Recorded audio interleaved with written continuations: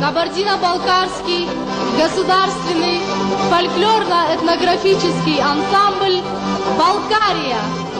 Художественный руководитель и постановщик танцев, народный артист Российской Федерации, лауреат Государственной премии Кабардино-Балкарии Мутай Ульбашев, балетмейстер-этнограф Мухтар Кудаев.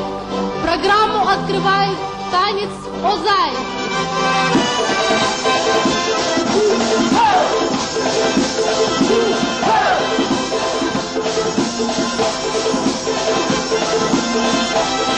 Başına tuzluğun yerge başı fıstığın bereketli aşığın kasınası yaşığın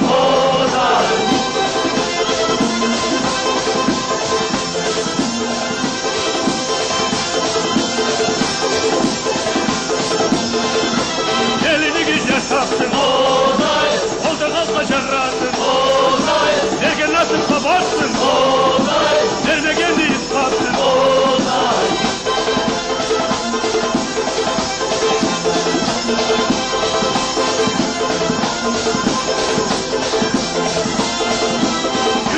koyumuz yanık olsun koyumuz temiz duvar koyumuz biz gerilir koyumuz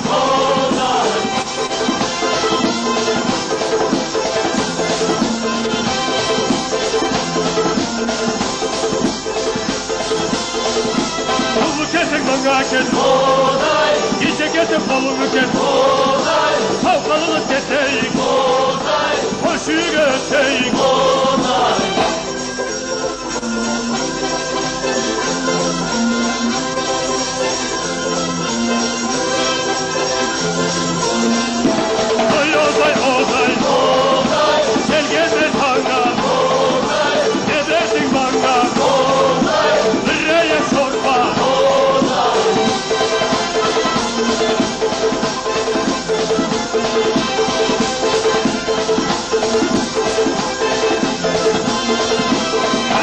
Gırgın, liraya koza, yekişe giyin, vermesin kayadan ket.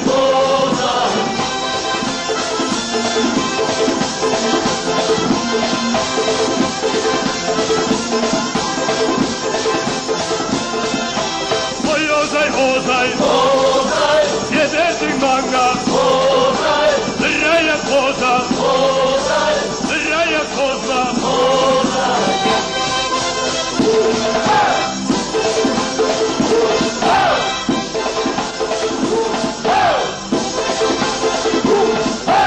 Bir başı lazım, bir singer hazır, yeki boş kalam, aşamasına salam.